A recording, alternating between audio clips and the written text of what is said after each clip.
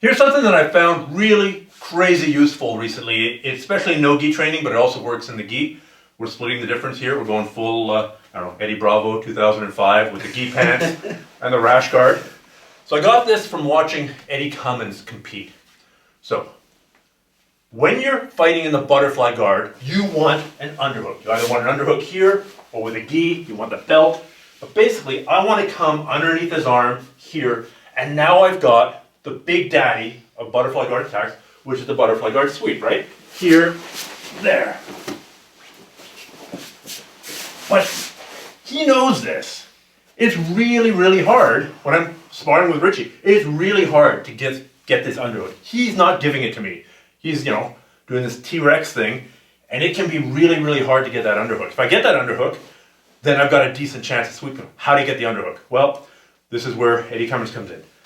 If you can get a 2-on-1, so you take the point of the elbow, put it in the middle of the palm, grab the wrist. If you can bend the wrist a little bit, so much the better. I'm going to rotate the arm in.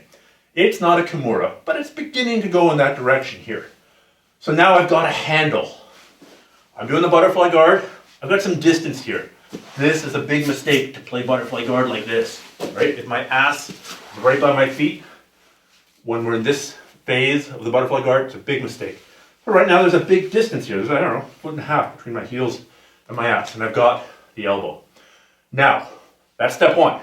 Step two, I'm going to hop my hips in, and I'm going to lift them as high as I can with my feet. We're here, there. Now, if he falls over, if he gives me a leg lock, if he throws himself sideways and I can take his back when he's up in here, great, I'll do that. But presumably, he's a quality opponent. He knows what he's doing. He's not going to give me any of those things. So the whole point of getting this and hopping my hips in is to get the underhook. From here, I can grab the shoulder. That's all I wanted to do. Now, often, I can get the second underhook on this shoulder as well. Then I kick him away again and sit up. Now I've got an underhook and an underhook. Sometimes, when he's elevated, put this spin here, please. Sometimes when he's elevated, imagine him up in the air, I can swim in and get the underhook here. Sometimes I can't, and I just come here. This is actually a pretty solid position, trapping the arm, and I'm also going for this one here. So sometimes I can come here, sometimes I just come here. 2-on-1, hop in, lift. Oh look, I managed to get inside the arm, that's great. Notice how I'm keeping him lifted up. The more he's up in the air, the less he's thinking about fighting for these grips. Got the second underhook. Now I kick him away. Now I've got double underhooks. Lots of things you can do from the double underhooks. The number one thing, if you spot a wall, you get the under, you get the over, you fall sideways here, and you throw him into the wall, because we're training jits for the streets.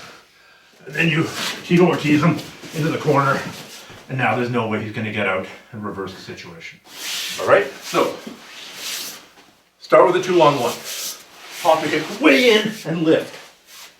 Come through the arm or under the arm, get the underhook, get the second underhook. Now kick him away and sit up. You got double underhooks. You can go to the bear hug if you want.